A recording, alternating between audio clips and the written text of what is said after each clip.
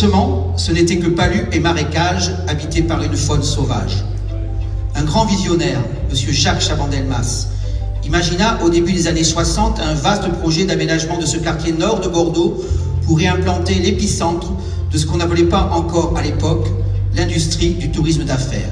On remblaya en creusant l'actuel lac pour permettre la construction de ce quartier mêlant habitat, commerce, centre hôtelier, services et ce qui nous rassemble aujourd'hui, le Palais des Congrès et le Parc des Expositions de Bordeaux.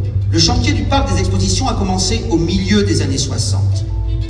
On voit ici Jacques Chaban-Delmas visiter le chantier aux côtés de l'architecte Francisque Perrier et du directeur général du comité de la foire de l'époque, M. Louis Molinaire.